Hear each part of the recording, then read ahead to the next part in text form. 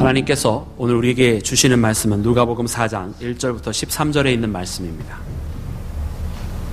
받들어 봉독합니다. 예수께서 성령의 충만함을 입어 요단강에서 돌아오사 광야에서 40일 동안 성령에게 이끌리시며 마귀에게 시험을 받으시더라. 이 모든 날에 아무것도 잡수시지 아니하시니 날수가 다함에 줄이신지라. 마귀가 이르되 네가 만일 하나님의 아들이거든 이 돌들에게 명하여 떡이 되게 하라. 예수께서 대답하시되 기록된 바 사람이 떡으로만 살 것이 아니라 하였느니라. 마귀가 또 예수를 이끌고 올라가서 순식간에 천하 만국을 보이며 이르되 이 모든 권위와 그 영광을 내가 네게 주리라. 이것은 내가 내게 넘겨준 것이므로 내가 원하는 자에게 주노라. 그러므로 네가 만일 내게 절하면 다 내 것이 되리라. 예수께서 대답하여 이르시되 기록된 바 주 너의 하나님께 경배하고 다만 그를 섬기라 하였느니라. 또 이끌고 예루살렘으로 가서 성전 꼭대기에 세우고 이르되 네가 만약 하나님의 아들이거든 여기서 뛰어내리라. 기록되었을 때 하나님이 너를 위하여 그 사자들을 명하사 너를 지키게 하시리라 하였고 또한 그들이 손으로 너를 받들어 네 발이 돌에 부딪히지 않게 하시리라 하였느니라. 예수께서 대답하여 이르시되 주 너의 하나님을 시험하지 말라 하였느니라. 마귀가 모든 시험을 다 한 후에 얼마 동안 떠나니라. 아멘. 자리에 앉겠습니다. 할렐루야. 오늘도 우리 주님의 은혜가 여러분과 함께 하시기를 축원합니다. 우리는 이제 예수님과 함께하는 또 예수님을 더욱더 깊이 알고자 하는 시간들을 이 한 주간 맞이하고 있습니다. 오늘 특별히 성경을 보니까 이 공간복음, 마태복음, 마가복음, 이 누가복음 이 세 개 복음서에 이 똑같이 나와 있는 말씀들을 중심으로 계속해서 보고 있는데 두 번째로 예수님에 대해서 이 세 복음서가 한결과 같은 목소리로 고백하고 있는 부분이 바로 예수님께서 당하신 그 시험에 관한 이야기입니다. 어떻게 사랑하는 여러분들, 제가 여러분들을 위해서 이 비교 본문을 나누어 드리는데 어떻게 잠시 예배 전에 묵상하시면서 읽어보실 수 있는 시간이 있으셨는지 모르겠습니다. 특별히 우리 이성규 성도님과 함께 직분자 교육을 하면서 굉장히 좋은 영어 본문이 있는데 이 번역이 된 게 없으냐고 물어보셨어요. 그래서 아직 번역이 된 것이 없다고. 근데 너무나 좋은 소스인데 제가 그냥 우리 사랑하는 여러분들과 정말 성경을 이렇게 공관복음에 대해서 특별히 같이 나와 있는 복음서는 서로 같이 보면, 한꺼번에 같이 보면 너무 좋겠다는 생각이 들어서 지난주부터 우리 함께 이렇게 비교 본문들을 같이 보고 있습니다. 여러분 이제 가능하시면 항상 예배 전에 기도하실 때 먼저 말씀도 이 세 가지 공관복음을 다 보시고 또 거기에 이제 묵상 포인트 또 본문의 특징 포인트들을 적어놨는데 그것들도 함께 보시면서 예배 전에 여러분 예배를 위한 말씀을 영접하기 위한 준비를 해 주시기를 그렇게 부탁을 드립니다. 자, 오늘 우리는 예수님의 시험에 관한 이야기들을 보고 있습니다. 예수님께서 시험을 당하신 이야기는 우리가 거의 외우다시피 다 알고 있는 이야기입니다. 그럼에도 불구하고 우리는 마태복음에 나와 있는 예수님께서 당하신 시험에 대해서만 너무나 잘 알고 있지 누가복음이나 마가복음에서는 어떻게 기록하고 있는지 잘 모르고 있어요. 그래서 사실 예수님께서 당한 이 시험을 온전하게 이야기하고자 한다면 이 세 복음서에 대한 이야기를 다 알고 있어야 합니다. 그래서 오늘 특별히 우리가 하나님께서 오늘 주신 말씀으로 누가복음을 택한 이유는 누가복음에 우리에게 주시는 이 기록이 우리가 그동안 생각하지 못했던 많은 부분들을 다시 생각하게 만들기 때문에 오늘 누가복음에 있는 부분을 특별히 오늘의 말씀으로 우리가 함께 묵상하고자 합니다. 여러분 오늘 말씀을 보면서 우리는 제일 먼저 가지고 있었던 오해가 예수님은 이 시험을 당할 때에 세례를 받으신 후에 시험을 받기 위해서 광야로 나가셨고 그리고 그 시험이 하나의 절차처럼 공생애를 하기 전에 시험을 이겨야 나머지 공생애를 살 수 있으니까 시험을 이기고 그 시험으로 모든 것을 끝내고 공생애를 살아가셨다라고 그렇게 우리가 오해를 하고 있습니다. 사실 마태복음에 있는 말씀을 보면 우리가 그렇게 오해할 수 있는 가능성이 없는 건 아닙니다. 왜냐하면 마태복음 말씀 보니까 예수님께서 시험을 받으러 광야로 가셨다 이렇게 기록이 되어 있어요. 성령에 이끌려 시험을 받으러 광야에 가셨다. 그러니까 마치 광야로 나가신 것이 시험을 받기 위한 목적을 가지고 가는 것처럼 그렇게 우리가 이해를 하는데 사실 이 원어의 말씀을 보면 그것이 아니라 성령의 이끌림을 받아 이 광야로 나가셨고 광야로 가서 거기서 시험을 받게 되신 것이지 이것은 받기 위해서 광야로 나가신 것이 아닙니다. 이와 같은 사실을 분명하게 증명해 주고 있는 것이 바로 마가복음과 누가복음에서 예수님께서 성령에 이끌려 광야로 가신 사건, 그리고 또한 성령에 충만하게 이미 되신 가운데서 마귀가 찾아온 사건으로 누가복음은 또 이렇게 우리에게 가르쳐 주고 계십니다. 그래서 새 번역이라든지 공동 번역에서는 이 마태복음을 번역할 때 이 과거에 이 오해를 가질 수 있는 요소들을 제거하기 위해서 정확하게 번역하기를 예수님께서 광야로 가사 시험을 받으셨다. 이것이 시간적인 순서이지 목적 때문에 광야로 나가신 것이 아니라는 것을 우리에게 이렇게 가르쳐 주고 계십니다. 근데 제가 사랑하는 여러분들과 오늘 이 포인트를 제일 먼저 나누고자 하는 이유는 뭐냐면, 우리에게 주는 분명한 메시지가 있다는 거. 뭐냐면 예수님이 시험을 받으신 그 시점이 언제이냐. 예수님께서 시험을 받으신 것이 어떤 공생의 첫 부분이기 때문에 그때 시험을 한번 끝내고 모든 시험이 그 다음에 찾아오지 않은 것이냐, 사단의 공격이 끝난 것이냐, 그것이 아니라는 거예요. 누가복음 말씀해 봤더니 오늘 본문 말씀 1절 함께 다 같이 읽어보겠습니다. 시작. 예수께서 성령의 충만함을 입어 요단강에서 돌아오사. 아멘. 예수님께서 시험을 받으신 시점이 언제냐면 성령께서 충만하게 그 가운데 계실 때였다라는 거예요. 성령 충만한 그 시기가 있었는데 바로 그때에 사단이 찾아왔다라는 거죠. 우리는 흔히 이렇게 생각을 합니다. 우리가 성령 충만하지 않기 때문에 우리 가운데 시험이 찾아오게 되었다고요. 물론 그것도 맞습니다. 우리가 성령 충만하지 않고 하나님과 함께하지 않기 때문에 쉽게 시험에 들고 쉽게 시험에 빠지고 쉽게 사단의 공격을 받습니다. 물론 맞습니다. 그런데 그 반대도 맞는 거예요. 성령 충만하면 그러면 시험이 없느냐? 아니라는 거죠. 성령 충만할 때도 사단은 여전히 찾아오는데, 이유는 성령 충만하면 더욱더 하나님과 가까워지기 때문에, 또 우리가 성령 충만하면 더욱더 하나님의 뜻을 이루기 때문에 그것을 방해하고자 사단은 우리가 성령 충만하든지 충만하지 않든지 관계없이 어느 때든지 우리를 찾아오고 있다는 겁니다. 여러분, 그래서 우리가 오늘 예수님을 보니까 예수님도 성령 충만할 때 사단이 찾아왔다는 거예요. 요단강에서 오셨다는 겁니다. 그 요단강 사건은 우리가 지난주에 함께 말씀을 나눈 세례를 받게 된 그 사건인데, 그 가운데서 하늘문이 열리는 음성하다 얼마나 성령 충만하셨습니까? 그 가운데에서 모든 것이 끝난 것이 아니라 성령 충만한 가운데 계셨고, 그러므로 성령께서 광야로 내보내셨고, 그리고 특별히 마가복음은 모르셨다고 그랬어요. 강권적 그으로 가게 하셨다라는 거예요. 그리고 그 광야에서 40일을 기도하는 가운데에 사단은 예수님께서 그렇게 하나님의 일을 이루어 가시는 모습이 너무나 싫어서 예수님을 공격하고자, 예수님을 쓰러뜨리고자 성령 충만했는데 찾아왔다라는 것입니다. 여러분, 오늘 우리가 신앙생활을 하면서 때로 실수를 저지를 때가 있는데 뭐냐면, 우리가 믿음이 연약해지고 우리가 성령 충만하지 못한 것을 열심히 하나님의 일을 할 때 우리는 회복되어 가고 하나님과 가까워집니다. 근데 우리의 실수는 어디 있냐면, 회복되어졌다라는 마음이 들 때, 또 성령 충만해졌다라는 마음이 들 때 모든 우리의 긴장과 무장을 다 풀어놓는 거예요. 여러분, 그런데 사단은 오히려 그때도 찾아온다는 겁니다. 그래서 우리로 하여금 언제 더 시험에 들게 하느냐? 성령 충만했는데, 하나님을 통해서 은혜 받았는데 다 이루어진 줄 알았는데 갑자기 무슨 일이 딱 생겨가지고 정말로 잠깐 무장 해제했더니 그 순간에 우리의 은혜를 뺏어가게 만들고 우리의 성령 충만함을 놓치게 만들고, 심지어 성령 충만했다고 내가 증거하고 많은 사람들에게 간증을 했기 때문에 내가 시험을 당하니까 나를 통해서 다른 많은 사람들도 시험에 들게 만드는, 그래서 사람들이 아니 성령 충만했다는 사람이 왜 저래? 은혜 받았다는 사람들이 왜 저래? 라는 소리를 듣게 만드는 그런 안타까운 일이 벌어지게 되었던 여러분 우리의 많은 신앙의 모습들을 주변에서 발견하게 됩니다. 여러분, 그러므로 우리는 알아야 됩니다. 예수님께서 시험을 받으신 그 순간이 성령 충만하고 계셨던 순간이라는 것.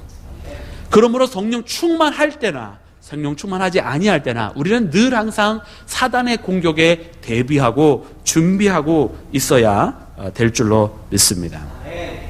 사단은 그렇게 우리를 하나님으로부터 떨어뜨리고자 합니다.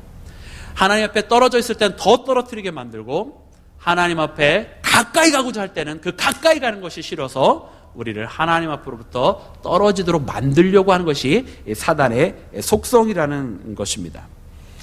여러분, 그래서 오늘 우리가 읽은 이 누가복음의 마지막에는 뭐라고 말씀해 주시는가 하니, 오늘 13절 말씀에 이루어 주시는 것처럼 예수님께서 이 모든 세 가지 시험을 다 이겼는데 사단이 완전히 떠나버린 것이 아니라 얼마 동안 떠나니라라고 말씀을 해주셨다는 거예요.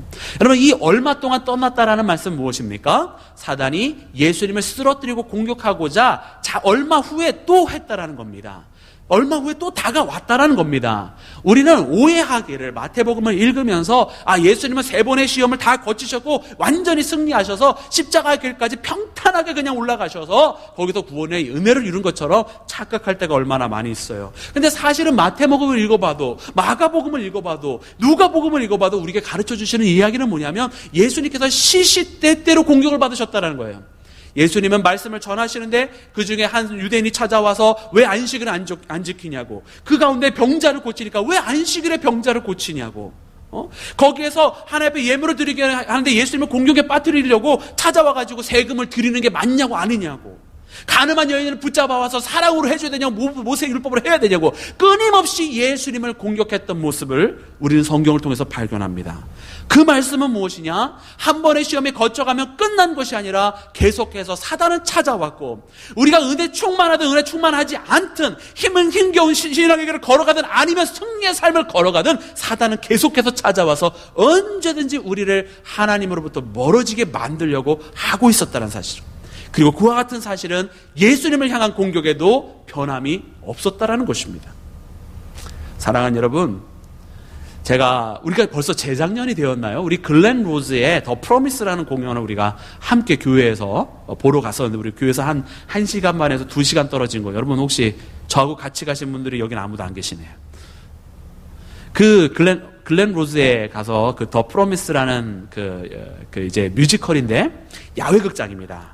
아주 너무 이렇게 탁 터진 데서 예수님께서 태어나면서 이 세례 받으시고, 그리고 거기서 시험을 당하시고, 정말 아름다운 구원의 사역을 이루시고 마지막 십자가 지시고 부활 승천하는 것까지 쫙 그려준 아름다운 성극인데, 이게 한 부활절 때부터 시작해서 가을까지 갑니다만은, 거기 보면 참 인상 깊었던 장면이 있어요. 무엇이냐면, 이 사단이 예수님께서 이렇게 딱 태어날 때 이제 그 근처에 있다가 이 3가지 시험을 할 때 그냥 그 무대 정중한 가장 높은 곳에서 쫙 무슨 천처럼 쫙 자기의 검은 날개를 피면서 예수님을 시험을 합니다. 그때 예수님께서 이 3가지 시험 이기셨습니까? 안 이기셨습니까? 이기셨습니다. 할렐루야. 아직 잘 모르시겠어요? 오늘 본문 말씀 읽었는데 이기셨습니다. 그리고 마태복음, 마가복음에서 천사가 내려서 예수님의 수종을 들지 않습니까? 이기셨습니다. 그때 사단이 쫙 물러갑니다. 근데 그 다음부터 아주 재밌는 걸 봤어요. 뭐냐면 예수님께서 마을을 찾아다니면서 병자를 치유하시고, 그리고 말씀을 선포하고 그러실 때에 이 검은 옷을 입은 그 배우가 계속 어딘가에 있는 거예요. 어딘가에서 이렇게 계속 바라보고, 어딘가에서 계속 이렇게 몸을 낮추면서 바라보고 있는 거예요. 그것이 매 씬마다 그 검은 옷을 입은 사람이 있는 거예요. 무슨 뜻입니까? 사단은 계속 그 가운데 있었다라는 거예요. 그것이 오늘 누가복음에 있는 말씀과 너무나 동일하게 성서적으로 표현되었다라는 거죠. 그리고서는 바리새인이 찾아와서 예수님을 공격할 때 사단이 막 춤을 춥니다. 야, 신난다. 제자들이 서로 막 오른쪽 보자 왼쪽 보자 할 때 너무 막 좋아서 박수를 칩니다. 이 사단이. 왜? 예수님의 제자들이 막 그러고 있는가. 그러다가 예수님이 십자가에 달릴 때는 막 신나가지고 음악 가운데 막 신나서 막 춤을 추는 사단의 모습을 거기서 그려주고 있는 거예요. 근데 그 모습이 너무나 인상적이었어요. 왜냐하면 우리는 그동안 한 번의 시험으로 끝났으면 예수님이 이제 그 시험 없이, 사단의 공격 없이 살아갔다고 생각하는데 그게 아니었다라는 거죠.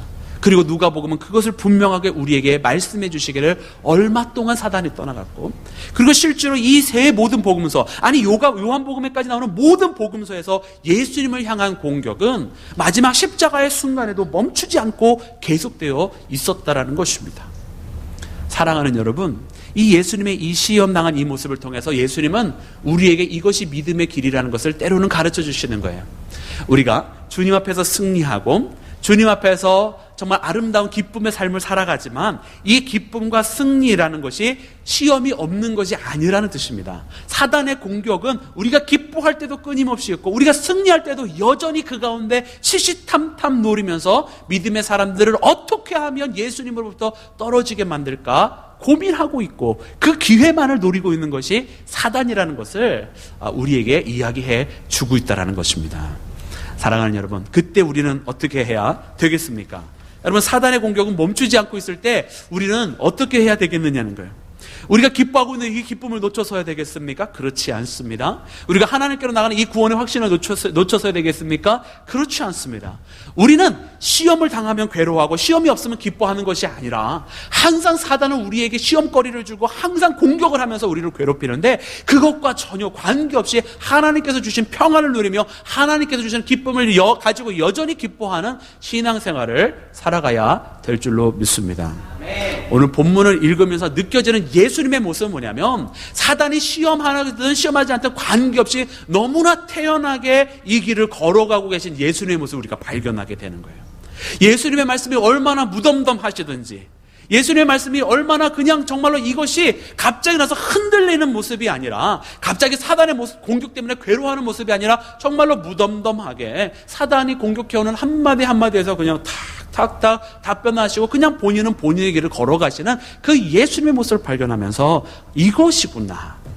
우리는 시험이 없기 때문에 기뻐하고 시험이 있기 때문에 괴로워하는 그런 신앙이 아니라 이 시험의 모습과 관계없이 사단의 공격과 관계없이 무덤덤하게 하나님과 함께하고 하나님과 기뻐하는 이 구원의 길을 걸어가야 된다는 것을 발견하게 되는 줄로 믿습니다. 사랑하는 여러분, 그러므로 성령 충만했다고 모든 것이 이루어지는 것이 아닙니다. 내가 하나님의 길을 걷기 시작했다고 모든 것이 이루어지는 게 아니라는 거예요. 오히려 거꾸로죠. 때로 하나님께서 원하시는 일을 하려고 하니까 오히려 그 일을 못하게 방해합니다. 하나님의 일을 하고자 마음을 먹었더니 오히려 그걸 못할 만한 일이 벌어진다는 거예요. 하나님 앞에 정말로 예물을 드려서 하나님의 일을 이루고자 했는데 오히려 자꾸 돈을 쓸 만한 다른 데서 돈이 새어나가는 일을 사단이 만든다는 거예요. 여러분, 우리는 그때마다 때로는 생각하죠. 하나님께서 내게 허락하지 아니하시는구나. 여러분, 그게 하나님께서 허락 안 하시는 게 아닙니다, 여러분. 그러나 하나님께서 원하시는 일인데 그 원하는 일을 우리가 할까 봐서 사단이 우리를 괴롭히는 거라는 거예요. 그런 것들을 우리가 분별을 해야 하는 것입니다. 여러분, 엘리야가 우리가 잘 알다시피 로뎀나무라고 하는 정말 숲풀밖에 안 되는 소나무처럼 큰 나무는 말도 안 해요. 숲풀 같은 곳에서 자기 몸을 움츠리면서 피해야 하는 그런 인생 가운데 있었어요. 그러면서 하나님 앞에서 그 처량한 자신을 고백하기를 주여 내 목숨을 취하소서. 자기 차라리 죽고 싶다는 얘기를 하나님 앞에 기도하는 거예요. 얼마나 불쌍한 엘리야의 모습입니까? 여러분, 우리는 그 엘리야의 모습을 이해합니다. 우리도 너무나 괴롭고 힘들 때가 많이 있기 때문입니다. 근데 이 엘리야의 이와 같은 처량한 모습이 어느 사건 이후냐면 우리가 엘리야 하면 생각나는 그 갈멜산 사건, 450명의 바알의 선지자 앞에서 그들은 몇 시간을 둬도 아무 일이 안 일어날 때에 하나님의 제단을 쌓고 거기에 제물을 올려놓고 거기에 심지어 물을 뿌렸는데도 하늘에서 불이 내려서 그 제물을 하나님께서 받아가시는 모습을 모든 사람들 앞에 보여줄 수 있는 그와 같은 놀라운 사건을 일으킨 다음이라는 거예요. 하나님의 성령 충만함을 경험하고 하나님 놀라운 은혜를 경험했는데 그게 전부냐? 아니더라는 거죠. 그런 일이 있었어도 얼마든지 어려움을 당할 수 있다라는 겁니다. 그렇기 때문에 우리는 예수님의 모습을 보면서 이게 성령 충만하지 아니함의 문제가 아니라 늘 항상 있는 문제. 그러므로 내가 늘 항상 있기 때문에 그것과 관계없이 주 안에서 안전하리로다라는 고백으로 주의 평안을 누리는 믿음의 신앙생활을 걸어가야 될 줄로 믿습니다. 그러면 예수님은 어떻게 그렇게 무덤덤하게 이 모든 상황 가운데 걸어갈 수 있었습니까? 오늘 우리가 그것을 알아야 우리도 그 어떠한 상황 가운데서 무덤덤하게 주님의 길을 걸어갈 수 있지 않겠습니까? 예수님은 오늘 이 세 가지 시험을 통해서 두 가지 모습을 보여주시는데 하나는 예수님은 기도하시는 모습을 보여주셨습니다. 주님은 광야에 나가셔서 40일 동안 굶주리시면서 그 가운데 기도를 하셨습니다. 예수님은 오늘 이 시험이 끝났습니다. 기도로 이기신 겁니다. 근데 그 다음에 사역 속에서도 예수님은 끊임없이 보여주시는 것이 기도하는 모습이었습니다. 사역이 기쁠 때나 사역이 어려울 때나 제자들이 배신할 때나 제자들이 함께 예수님을 칭송할 때나 예수님은 그 가운데서 기도를 하셨습니다. 여러분, 우리의 실수는 무엇이냐? 일이 잘 풀어질 때는 기도를 멈춥니다. 그리고 일이 어려워지면 그때서만 기도를 합니다. 그게 아니라 예수님은 늘 항상 기도하는, 일이 잘 될 때 더욱더 기도해야 돼요. 왜냐하면 그때 다시 내리막길이 될 수밖에 없거든요. 내 믿음이 흔들리지 않게, 나의 은혜를 사단이 빼앗아가지 않게 기도하는 모습, 여러분, 그것을 통해서 우리가 시험을 이길 수 있게 되는 줄로 믿습니다. 예수님 두 번째 보여주신 모습은 바로 말씀과 함께하는 모습입니다. 예수님은 이 세 가지 시험을 이기는데 첫 번째로 돌로 떡덩이를 되게 만들라고 하실 때에 사람이 떡으로만 살 것이 아니요 하나님의 말씀으로 살아야 한다는 말씀. 이 신명기 8장에 있는 말씀으로 시험을 이기십니다. 두 번째 시험, 이 순식간에 천하 만국을 보여주시면서 내게 절하면 내가 이 모든 것을 너에게 주리라 사단이 이야기를 합니다. 이것은 내가 받은 것이니 내가 받은 것이니까 내가 주고 싶은 사람한테 준다고 사단이 이야기합니다. 여러분 마태복음의 시험의 순서와 다르죠. 마태복음에서 그것이 마지막 시험인데 누가복음에서 이게 두 번째 시험입니다. 그때 예수님께서 하시는 말씀이 다만 너의 하나님을 경배하고 그를 섬기라 이렇게 말씀해 주십니다. 신명기 6장 16절에 있는 말씀이에요. 그리고 세 번째 시험 성전에서 뛰어내리라고 할 때 주 너의 하나님을 시험치 말라 신명기 6장 13절의 말씀으로 대답을 해 주십니다. 예수님께서 모든 시험을 이기신 방법은 말씀을 통해서 이기셨습니다. 예수님은 말씀과 함께하는 신앙의 길을 걸어가셨다라는 거예요. 여러분 이 시험의 내용들을 보면 사실은 쉬운 내용이 아닙니다. 왜? 40일 동안 굶주렸는데 성경 말씀에 보니까 예수님께서 줄이셨다라고 되어 있어요. 얼마나 떡을 먹고 싶었겠습니까? 빵을, 음식을 먹고 싶으셨겠습니까? 예수님은 허상으로 육신을 입고 오신 것이 아니라 실제로 육신을 입고 오신 분입니다. 인간의 모든 고통과 아픔을 함께 나누시는 분이고 눈물을 흘리시는 분이에요. 근데 그 예수님 앞에 떡을 만들어 얼마든지 할 수, 능력이 부족한 게 아니에요. 능력이 있어요. 얼마든지 할 수 있는데도 예수님 행하지 않습니다. 예수님 왜 그러십니까?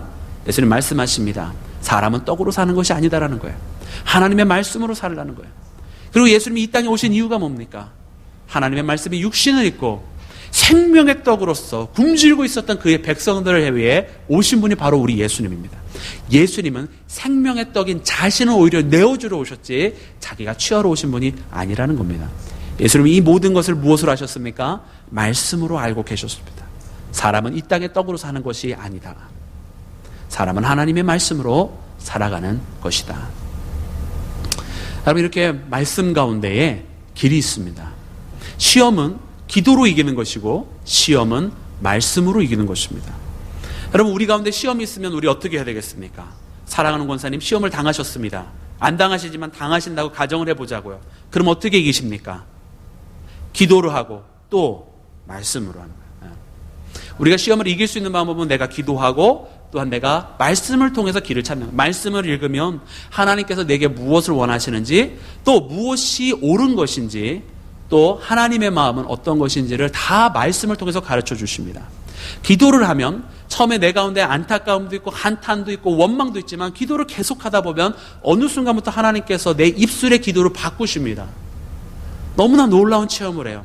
그런 거 물론 1시간 기도했다고 이루어지지 않습니다. 끊임없이 기도하고 때때로 기도하고 날마다 기도할 때 어느 순간부터 하나님께서 내 입술의 고백들을 내 하나님 앞에 부르짖는 내용들을 바꾸십니다. 왜 그렇습니까? 기도하는 자에게 성령께서 정말 그가 간구해야 될 기도를 하나님께서 알려주시기 때문입니다. 그러므로 시험은 내 가운데 있는 시험은 내가 기도하고 내가 말씀으로 함께할 때에 여러분 그 시험을 이기게 되는 것입니다. 우리 많은 경우들의 주변 사람들의 이야기를 생각합니다. 이런 격려들을 어떠한 나를 위로하는 말들을 기대합니다. 그게 내 시험을 이기게 만드는 것이 아니라는 사실이에요. 그럼 내 주위 사람들이 시험에 들었습니다. 어떻게 해야 되겠습니까? 가서 찾아가서 좋은 얘기 해주고 그 사람 마음에 드는 얘기들을 해주고? 아닙니다. 예수님께서 시험을 이기신 것을 보니까 기도와 말씀으로 했어요. 그 영혼을 위해서 계속 기도를 해주고 그리고 그를 만나게 될 기회가 되었을 때 또 이야기가 허락이 되었을 때 하나님의 말씀을 전해주는 것입니다. 사람의 마음에 드는 얘기를 해줘봐야 또 말꼬리를 붙잡고 더 시험에 들어버립니다. 왜냐하면 사단은 그런 걸 좋아하거든요. 말꼬리 붙잡고 하는 거를. 사단은 좋아하거든요. 말을 교묘하게 비틀어서 말하는 걸 굉장히 좋아합니다. 오늘도 우리가 말씀해 보면 사단이 세 번째 시험할 때에 시편 91편의 말씀을 가지고 오히려 예수님을 시험합니다. 예수님을 시험을 하는데 이렇게 시험을 합니다. 네가 만일 하나님의 아들이거든 그 위에서 떨어내리면 말씀에 기록된 바와 같이 천사들을 보내서 네 발이 땅에 닿기 전에 너를 보여주지 않게 하느냐. 그 시편 91편에 있는 말씀입니다. 근데 교묘하게 바꾼 거예요. 하나님을 시험하라고 주신 말씀이 아니라 하나님께서 보낸 사람은 하나님께서 그렇게 보호해 주신다는 축복의 말씀을 하나님 시험하는 데 적용을 하고 있는 거거든요. 사단은 그런 걸 좋아합니다. 그렇기 때문에 우리는 무엇을 해야 되느냐? 우리는 사람의 말 또 어떠한 그런 말로 현혹하는 게 아니라 우리는 끊임없이 하나님의 이야기 그리고 그것도 문자적인 하나님의 이야기가 아니라 하나님의 마음을 담고 있는 하나님의 말씀을 전해줘야 합니다. 그것이 시험을 이기는 방법. 예수님께서 오늘 우리에게 보여주신 시험을 이기는 방법은 그 두 가지, 기도하는 것과 하나님의 말씀이 있어서 그 말씀이 우리를 바로잡는 것이라는 것을 말씀해 주십니다. 사랑하는 여러분, 그러므로 어떠한 일이 있든지 간에 또 어떠한 일을 닥치든지 간에 여러분, 그것은 내가 성령 충만할 때는 없으리라 생각하는 안연한 마음을 버리시고, 내가 하나님의 길을 선택했으니 이제는 평탄대로라는 그 생각도 버리시고, 언제든지 있지만, 언제든지 찾아오겠지만, 언제든지 나를 공격하겠지만 그것과 관계없이 나는 항상 하나님 앞에 나아가는 신실한 기도의 생활과 말씀의 생활으로 늘 항상 무덤덤하게 모든 시험의 거리들을 물리치며 나가는, 승리하는 여러분들 되시기를 주님의 이름으로 축원합니다. 두 번째로 예수님께서 당하신 시험은 조롱과 의심을 이기는 시험이었습니다. 예수님께서는 조롱과 의심을 이겼다라는 거예요. 사단이 예수님을 찾아와서 이야기를 하는데 3절 말씀에 보니까 예수님한테 뭐라고 그러냐면, 돌로 떡덩이를 그냥 만들라고 하지 아니하시고 뭐라고 그러시죠? 내가 만약 하나님의 아들이거든 돌로 떡덩이가 되게 하라는 거예요. 또 9절 말씀 보니까 그냥 성전 꼭대기에서 떨어내리라고 하지 아니하고 뭐라고 그럽니까? 네가 만일 하나님의 아들이어든 그 위에서 떨어지라는 거예요. 아니, 시험을 하려거든 그냥 그거 하라고 그러지 꼭 전에 뭘 붙여. 네가 만약 하나님의 아들이어든 이거 해봐라, 네가 하나님의 아들이어든 저거 해봐라. 이 뭐 하는 거예요? 네가 진짜 하나님의 아들이냐? 그런 거예요. 첫 번째로는 의심하게 하는 거죠. 내가 정말 하나님의 아들인가? 두 번째는 뭐 하는 거예요? 조롱하는 거예요. 네가 진짜 하나님의 아들이겠냐? 조롱하는 거예요. 우리가 창세기 말씀에 보면은 창세기 3장 말씀에 사단이 하와한테 나타납니다. 하와한테 나타나서 뭐라 그럽니까? 하나님께서 정말로 이 모든 동산의 과실을 먹지 말라고 하시더냐? 뭐 하는 거예요? 하와 마음속에 생각을 하게 하는 거예요. 정말로 그랬나? 생각했더니 무슨 결론을 내립니까? 다 먹어도 되는데 저기에 선악을 알게 하는 과실은 먹지 말라고 하셨어. 그러면 그걸 먹으면 죽을까 하노라. 하나님께서 그렇게 말씀하셨어. 어떻게 된 겁니까? 이 하와의 마음속에 한번 생각을 해보고 정말 그랬나? 의심을 품은 거예요. 그래서 하나님 뭐라고 그러셨어요? 정령 죽는다고 말씀해 주셨는데 죽을까 하노라. 벌써 한번 이렇게 굴러갔어요. 모양이 바뀌었어요. 표현이 바뀌었어요.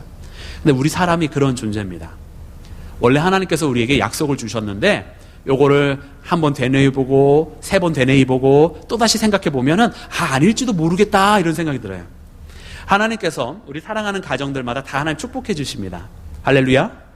하나님께서 여러분들 가정을 축복하기를 원하시는 줄로 믿습니다. 네. 근데 하나님께서 올해 어떤 축복을 여러분들에게 주신다고 여러분 마음속에 감동을 주셨나요? 어떤 축복? 그냥 축복 아닐 거 아니에요. 특별히 여러분들 그동안 기도해왔던 축복이 있고 하나님께서 올해만큼은 그 축복을 주시겠다는 감동을 주셨잖아요. 네, 어떤 축복입니까? 우리 최수경 집사님, 어떤 축복 하나님께서 주신 것 같으세요? 네, 조금 더 기도를 해야 될 것 같아요. 아니면 다 같이 쉐어하기는 너무나 어려운 제목이 있으신 것 같기도 합니다. 우리 이유신 집사님은 어떤 하나님의 축복을 주시다에게 주신다고 약속해 주셨나요? 아직 모르시겠어요. 네. 조금 더 기도하면 돼요. 네. 하나님께서 우리 마음속에 다 약속을 주시거든요. 이렇게 했다, 저렇게 했다, 어렴풋이 나면 알게 됩니다. 때로는 더 뚜렷하게 알기도 합니다. 근데 감히 얘기를 못해요. 왜냐하면 작년에도 이런 마음이 들었는데 안 이루어졌어. 재작년에도 그런 마음 주셨는데 안 이루어졌어. 내 마음 가운데 확신이 없어요. 그러므로 하나님 내 마음속에 계속 말씀해 주셔요. 난 너 이거 주기 원해. 난 너에게 이걸 허락해 주기를 원한다. 나는 그래서 너를 너무 사랑해서 이번엔 꼭 이걸 주기를 원한다. 하나님 매년마다 말씀을 해주시는데 내 마음이 자꾸 생각하는 거예요. 사단이 자꾸 그걸 해보라고 그러거든요. 너 정말 그거 맞겠냐? 하나님께서 정말 너 그런 선물 주기를 원하는 거냐? 네가 정말 하나님 앞에 사랑받은 아들이냐? 네가 정말 하나님 너 그렇게 생각하는 딸이냐? 사단이 끊임없이 우리에게 그런 마음을 준다는 거예요. 그 마음을 주면 우리가 어떻게 되느냐? 생각을 하는 존재잖아요. 우리는 사람은 로댕이 조각상 만들었을 때 생각하는 사람 다 이렇게 만들었잖아요. 그것도 머리를 이렇게 탁 합니다. 왜? 이 머릿속이 뜨겁거든요. 한 대 때려야 된다는 생각 같아요. 내가 볼 때는. 자꾸 생각하면 어떻게 돼요? 의심을 하죠. 아닐지도 몰라. 그냥 내 마음이 그랬는지도 몰라. 그냥 내가 너무나 바래서 그런 건지도 몰라. 하나님께서 어떠한 환상을 보여주십니다. 하나님 메시지 아멘 하고 나가야 되는데 첫날은 그랬어. 근데 둘째 날부터 내 마음이 그걸 너무나 간절히 바래서 받는지도 몰라. 변해가요. 우리 사람 마음이 그렇습니다. 사단이 그렇게 역사를 해요. 변하게 만드는 거예요. 그 은혜를 그 순간에 잠깐 냈둬요. 그리고서는 며칠 지난 다음에 찾아와서는 정말 그랬니? 이러면서 의심하게 만듭니다.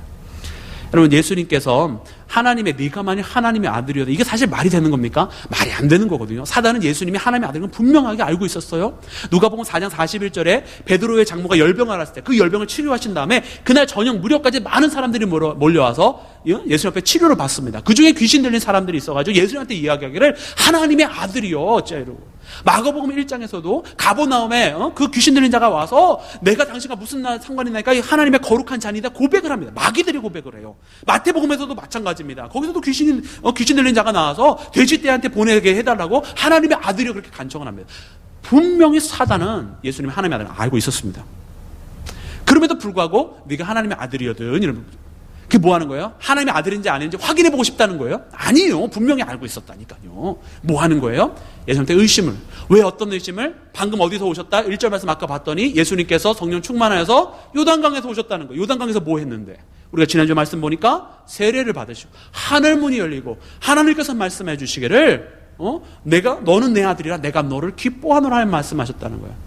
하나님의 아들이라는 얘기를 분명히 하나님께서 해주셨습니까? 안 해주셨습니까? 해주셨습니다. 근데 그 다음에 다시 거기서 올라오실 때에 사단이 또 찾아오는 거예요. 40일쯤 지난 거예요. 그죠? 40일쯤 지난 다음에 얘기합니다. 네가 만약 하나님의 아들이거든 이거 해봐라. 뭐 하는 거예요? 네가 정말 하나님의 아들이겠느냐? 생각해보라는 거죠. 그리고는 속으로 의심하기를 바라는 것이 바로 사단의 속성입니다. 사랑하는 여러분, 우리 마음 가운데도 그런 의심이 생길 수 있어요. 하나님 나 축복해 주시러 하는데 할렐루야. 하나님께 우리에게 약속을 주셨는데 할렐루야. 여러분 그 의심하면 안 된다는 거예요. 하나님 너무나 축복해 주시고 오늘 우리 하나님 얼마나 좋으신 하나님인데 우리 찬양으로 항상 하잖아. 좋으신 하나님. 시간 날 때마다 찬양하세요. 우리 좋으신 하나님 변하지 않습니다. 얼마나 큰 은혜를 주시기를 원하는지 몰라요. 근데 그 축복을 왜 못 받느냐? 그 은혜를 왜 못 받느냐? 내가 의심을 해버려. 사단이 그 의심하라고 기회를 주니까 내가 그 기회를 탁 붙잡아 버렸어. 하나님은 어제나 오늘이나 동일하게 작년이나 올해나 동일하게 하나님은 그 은혜를 그 축복을 주시기를 원하시는 줄로 믿습니다. 사단이 의심의 마음을 줄 때 여러분 의심하지 마시기 바랍니다. 예수님 앞에 네가 하나님의 아들이었든 이라고 얘기하는데 예수님은 그 가운데서 그것을 의심하시는 분이 아니었다라는 거예요. 근데 이것이 의심일 뿐 아니라 더군다나 조롱입니다. 왜냐하면 이미 하나님의 아들인 걸 뻔히 알면서 다가왔기 때문에 조롱인 거예요. 네가 진짜 하나님의 아들이냐? 그럼 한번 봐라 이거예요. 여러분 우리가 원래 그런 사람인데 그걸 인정하지 않으면 얼마나 무시당한 느낌이 납니까? 내가 론을 딱 하나님 앞에 나아갈 때에 내가 딱 이런 사람인데 인정을 안 해주는 거예요. 승질 납니다. 아니 왜 인정을 안 하지? 화가 납니다. 조롱당한 느낌이에요. 만약에 우리가 다 부모이고 또 자녀를 다 기르는데 어느 날 자녀가 와서 나를 엄마로 나를 아빠로 인정을 안 해요. 얼마나 막 화가 하늘까지 치솟겠습니까? 그렇습니다. 우리는 그런 일이 있습니다. 우리가 인정받지 못할 때, 조롱당할 때 혹은 무시당한다는 느낌이 날 때에 화가 하늘까지 올라갑니다. 예수님은 분명 하나님의 아들인데 사단이 예수님을 인정 안 하는 듯한 말투를 했어요. 네가 하나님의 아들이거든 이거 해봐라. 이거죠. 여러분 조롱이 참으로 무서운 거더라고요. 왜냐하면 이 조롱 때문에 우리가 하나님께서 맡겨주시 아니한 일을 하게 되고 이 조롱 때문에 감정 컨트롤을 잃어버리게 되고 이 조롱 때문에 하나님께서 원하시는 길을 못 걸어가게 되는 때가 태반입니다.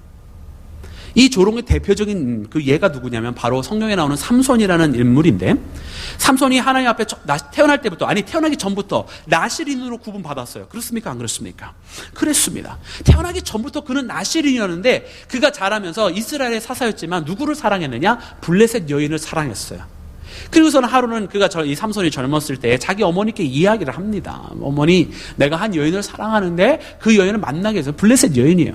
그래서 어찌저찌 허락을 받았는지 그 블레셋 여인을 만나러 갑니다.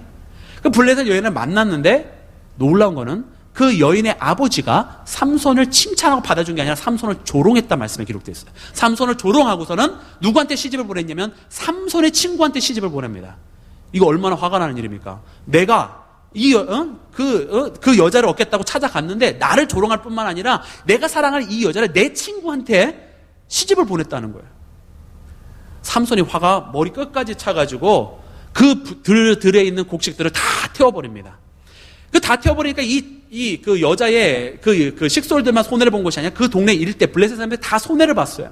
그때 당시에는 블레셋이 이스라엘보다 강성한 때입니다. 그래서 블레셋이 그 북서쪽에 있는 모든 이스라엘 백성들을 괴롭혀요. 그랬더니 어떻게 되느냐? 이스라엘 사람들이 삼손을 붙잡습니다. 같은 민족이지만. 그러면서 블레셋 사람들한테 넘겨줘요. 그렇게 하면 블레셋 사람들이 자기를 괴롭히지 않을까 봐서. 얼마나 불행한 인생입니까? 자기 민족들한테 배신당하고 넘겨지는 거예요. 하나님께서 은혜 가운데 이 삼손을 묶은 밧줄을 그 불에 태우시고서는 삼손은 그 자리에서 또 블레셋 사람 1000명을 또 죽이고 돌아옵니다. 그리고서는 20년이 지나가요. 20년이 지나간데 또 이유가 있어요. 또 사건이 벌어집니다. 왜 벌어지냐면 아버지가 돌아갔거든. 삼손을 위해서 기도해 주던 아버지가. 그리고 어떤 일이 벌어지냐면 이 삼손이 또 여인을 사랑했는데 나이가 들어서도 또 누구를 사랑했느냐? 또 다른 블레셋 여인. 우리가 잘 알고 있는 데릴라라고 하는 블레셋 여인을 사랑을 했습니다. 여러분 잘 아시다시피 이 여인의 꼬임에 빠져서 머리를 깎이게 되고 그리고 눈 빠지고 그리고 마지막 거기서 죄수처럼 살아가다가 마지막에 다시 한번 하나님 앞에 쓰임을 받아서 역사하는 삼손의 모습을 보이지만 왜 삼손이 이와 같은 길을 걸어갈 수밖에 없었느냐? 그가 하나님 앞에 처음부터 태어나기 전부터 나신이로 구분받았지만 자기를 조롱하는 소리를 견디지 못해서 일을 저지르고 결국 그 모든 일을 그르치게 되었다라는 것입니다. 여러분 예수님을 오늘 사단이 조롱합니다. 네가 진짜 하나님의 아들이냐?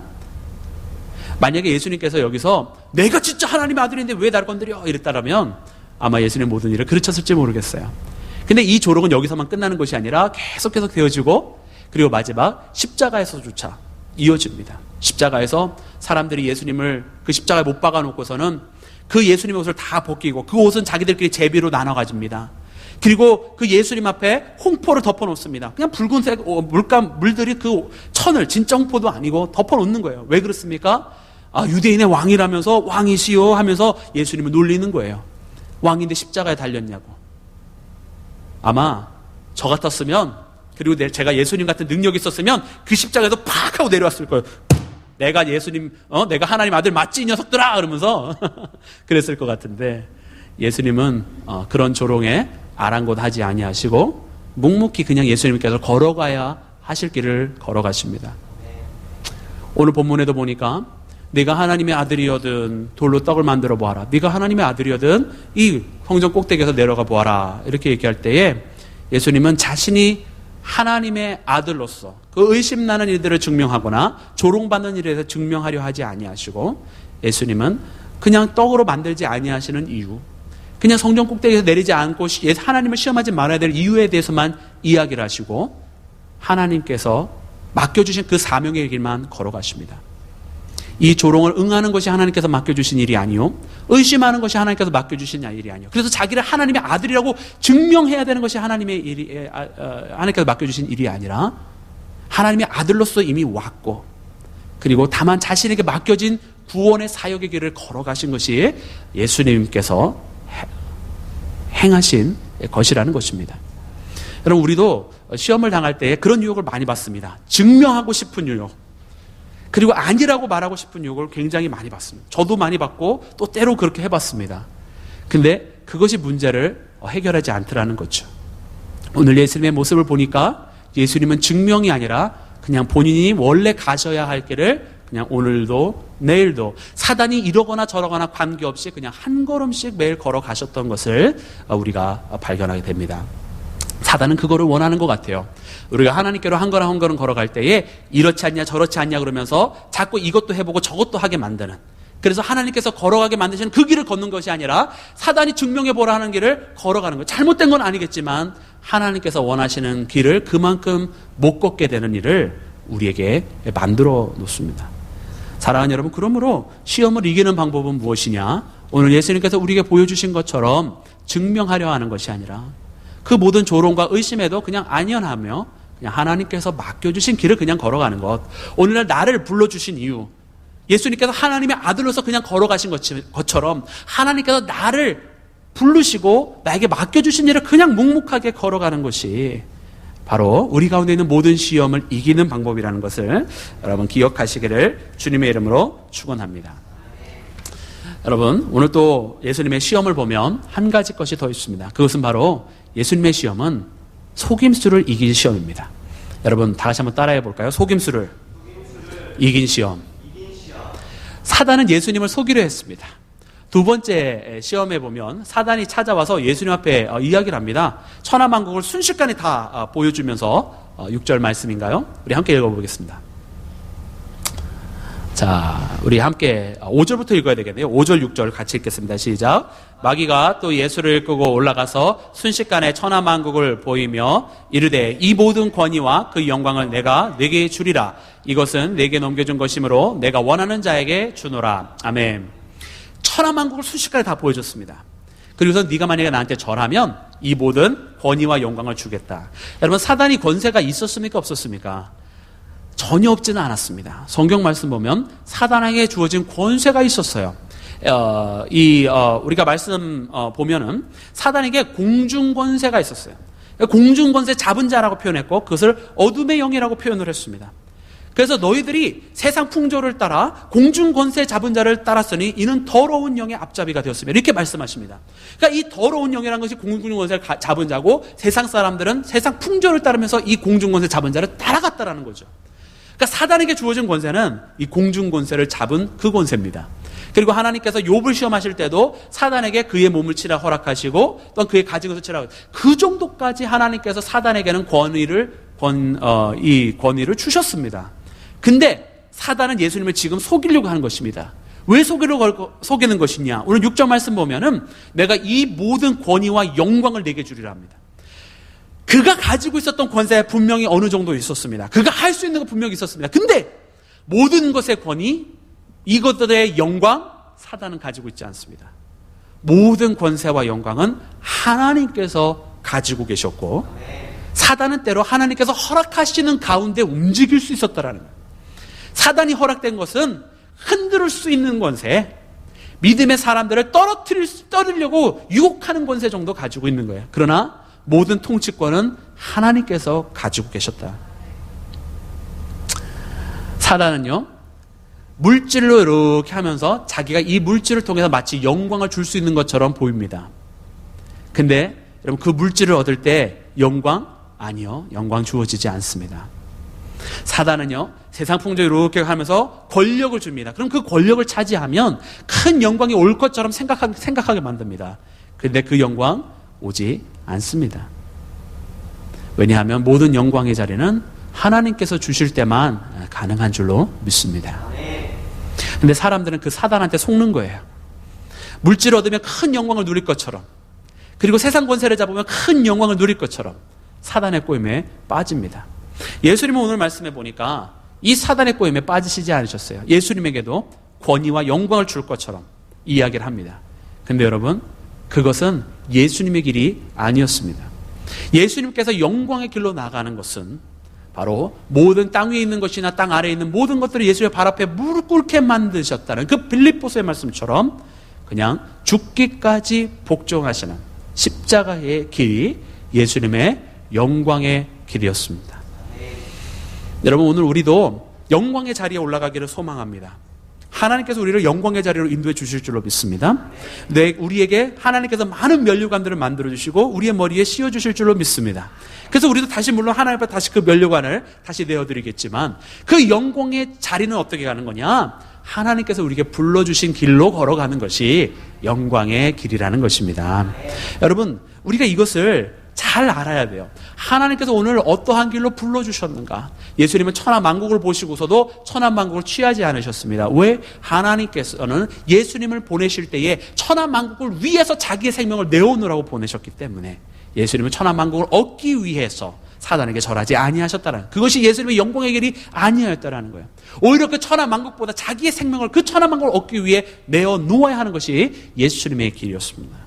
오늘 우리도 하나님께서 영광의 길을 말씀해 주십니다. 하늘나라에 만났을 때 하나님께서 나를 칭찬하시고 정말 그 금빛의 세상에서 눈물 없는 곳에서 기쁨이 가득한 그곳에서 하나님과 함께 살아가는 영광의 자리를 보내주실 때에 내게 맡겨주신 길이 있는데, 여러분 그 길에서 벗어나고서는 영광에 이를 수가 없습니다.